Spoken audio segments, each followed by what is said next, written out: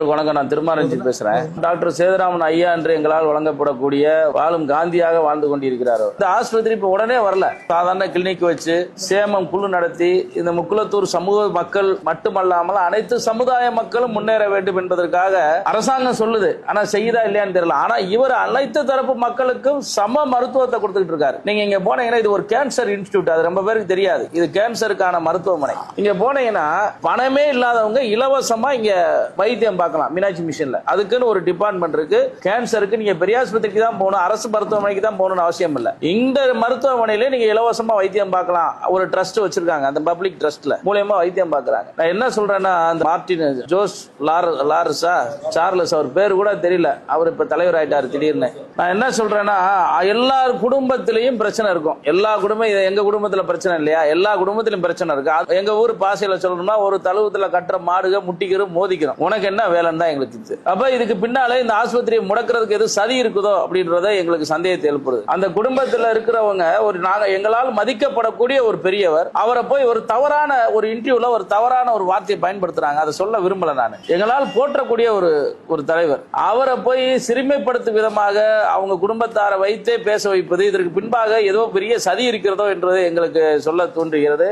இந்த Martin Jose Charles தம்பி நீங்க உங்க பாண்டிச்சேரிக்கு போங்க, அங்க பிரச்சனை 1008 பிரச்சனை இருக்கு. ஒரு நல்ல நண்பனுடைய எடுத்துக்காட்டு என்ன? அந்த ஒரு குடும்பத்துல ஒரு பிரச்சனை, நீ உட்கார்ந்து பேசி தீர்வு காணணும். தீர்வு காண அவங்களை சேர்த்து வைக்கிற வேலையை பார்க்காம தவறான ஒரு பிரச்சனையை கொண்டு போய் சட்டசபை வரைக்கும் கொண்டு போய் ஒரு சாமானிய சட்டசபைக்குள்ள போக முடியுமா? அப்ப உங்ககிட்ட நிறைய லாட்டரி அடிச்சு பணம் வச்சிருக்கீங்க, நீ உங்களை எல்லா கதவும் திறக்குது, நீங்க போறீங்க. ஆனா எங்களுக்கு வெறும் துண்டை விரிச்சும் படுப்பான், மாளிகையிலும் படுப்பேன். எங்களுக்கு ஒரு எல்லையே கிடையாது. இந்த விஷயத்துல அவர் தலையிட்டாருன்னா எங்க எல்லையை மீறுவோம். அதுல எந்த மாற்று கருத்து இல்லைன்னா எங்க சமுதாயத்தினுடைய அடையாளம். அவர் எங்க முக்குளத்தூர் சமுதாயம் மட்டும் இல்ல, நீ போக பெரிய ஆஸ்பத்திரிக்குள்ள இருக்க ஆளை விட இங்க அதிகமா இருப்பாங்க. பூரா தரையில துண்டை வச்சு படுத்து கிடப்பாங்க. இங்க சாப்பாடு எல்லாம் பாதி விலைக்கு கொடுக்குறாங்க. இங்க இந்த ஆஸ்பத்திரியை முடக்கணும்னு என்ன கார்பரேட் கம்பெனி ஹாஸ்பிட்டல் எல்லாம் சேர்ந்து சதி பண்ணுதோ அப்படின்றதெல்லாம். ஏன்னா இவங்களோட பின்புலம் என்ன? இன்னைக்கு சட்டசபையில பேசுறாங்க, 900 கோடி கொடுத்து 1000 கோடி கொடுத்தேன்னு பேசுற அளவுக்கு இருக்கு பணம் வச்சிருக்கவங்க. எத்தனை ஆஸ்பத்திரி கட்டி விட்டுருக்காங்க? எத்தனை மக்கள் இன்ஸ்டிடியூட் பண்ணி வச்சிருக்காங்க? இல்ல, மக்களை சீரழிக்கக்கூடிய லாட்டரி சீட் நடத்துறவங்க எங்களுடைய சமூக ரீதியாக நடத்தக்கூடிய இந்த ஹாஸ்பிட்டல்ல தலையிட்டு தங்களுடைய கருத்து சொல்வதே நாங்க ஏற்புடையதா இல்ல.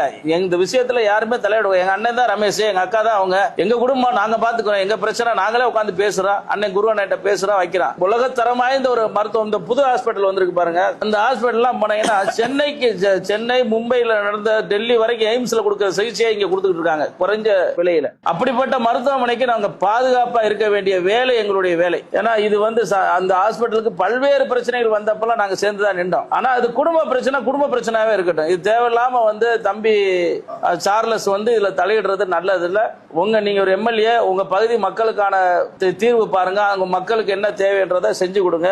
எங்களுக்கு இவரு சேதுராமன் ஐயா பத்தி உங்களுக்கு தெரியாது. யாரோ சொல்லி எழுதி கொடுத்ததை வாசிக்கிற ஆளுங்க நாங்க இல்ல. ஆனா அவரை பொறுத்த அளவுக்கு யாரோ எழுதி கொடுத்துட்டு வாசிக்கிறாங்க. அவர் எத்தனை அன்னதானம் கூட வச்சு நடத்துறாரு. பசுமொன்னுக்கு போனீங்கன்னா ஒரு 3 நாளைக்கு சாப்பாடு 30,000 பேர் 40,000 பேர் லட்சக்கணக்கில் சாப்பிட்டு போறான். சிவகங்கை மாவட்டத்தில் எத்தனை பள்ளிக்கூடம் கட்டி கொடுத்திருக்கிறாரு. எங்க 8 நாடு 24 உபகிராமத்தில் இருக்கக்கூடிய அங்க வைத்தியம் பார்க்கக்கூடியவங்க வீடு மாறி, சொந்த வீடு மாறி, குறிப்பா ராமநாதபுரத்தில் இருக்கக்கூடிய இஸ்லாமியர்கள் பூரா இங்க போய் பாருங்க, நிறைய இங்க இருப்பாங்க அந்த ஹாஸ்பிட்டல்ல. இத்தனை வசதிகளை செய்து கொடுத்துக்கிட்டு இருக்கக்கூடிய ஆஸ்பத்திரியை முடக்குவதற்காக ஏதோ தனியார் நிறுவனங்கள்லாம் சேர்ந்து சரி செய்தோம் அப்படி நாங்க சந்தேகப்படுறோம். இந்த ஹாஸ்பிட்டலுக்கு ஒரு பிரச்சனை என்று சொன்னால் ஒட்டுமொத்த தலைவர்களும் ஒன்று திரண்டு நிற்போம். இந்த ஐயா சேதுராமன் அவருடைய கரத்தை வலுப்படுத்துவோம். ஒரு எளிமையானவர்.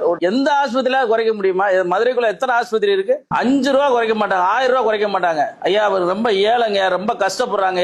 அடுத்த நிமிஷம் எதுவுமே இல்லை. இங்க இருக்க மேனேஜர் பூரா இங்க போனது மாதிரி தான். இவங்க யாரு ஓனர் முதலாளி இதெல்லாம் இந்த பாகுபாடே இல்லாத ஒரு ஹாஸ்பிட்டல் எதுனா அது மீனாட்சி மிஷன் தான். நீங்க போய் ஒரு சிட்டையை கொடுத்துட்டு ரொம்ப கஷ்டப்படுறேன்னு சொல்லுங்க, அவங்களே குறைப்பாங்க. யார்ட்டையும் கேட்கவே மாட்டாங்க, டாக்டர் கேட்க மாட்டாங்க. என்ன பசி ரொம்ப கஷ்டமா இருக்காங்க வாங்க அப்படின்னு சொல்லி குறைச்சு எழுதி கொடுப்பாங்க. அப்படிப்பட்ட ஒரு மருத்துவமனைக்கு மீது சாணியறி எடுத்து பூசுவதை நாங்க ஏத்துக்கிற முடியாது. இது மக்களுக்கான மருத்துவமனை. இந்த மருத்துவமனைக்கு எந்த ஆபத்து வந்தாலும் நாங்கள் அனைவரும் ஒரு அணியில் திரண்டு நிற்போம். தம்பி சார்லஸ் அவர்கள் நாவடக்கம் தேவை. குடும்ப பிரச்சனை நீங்க தலையிடக்கூடாது. நீங்க சட்டமன்ற உறுப்பினர், நீங்க உங்க சட்டமன்ற பகுதியில் வாழக்கூடிய பொதுமக்களுக்கு என்னென்ன தேவை என்பதை உங்க சட்டமன்றத்தில் நீங்கள் பேசுங்கள். தமிழ்நாட்டு சட்டமன்றத்தில் பேசுவதற்கு நிறைய இருக்காங்க.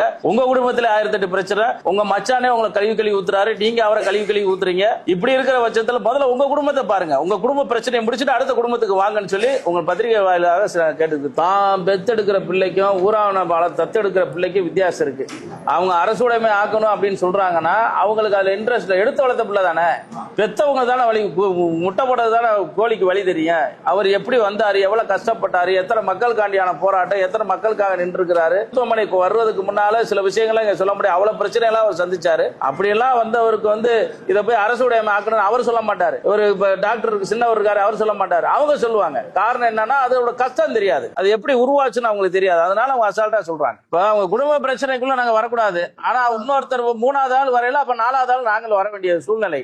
அதனால அவங்களுக்குள்ள பிரச்சனை ஒற்றுமை ஆக்குறது எங்களுடைய வேலை.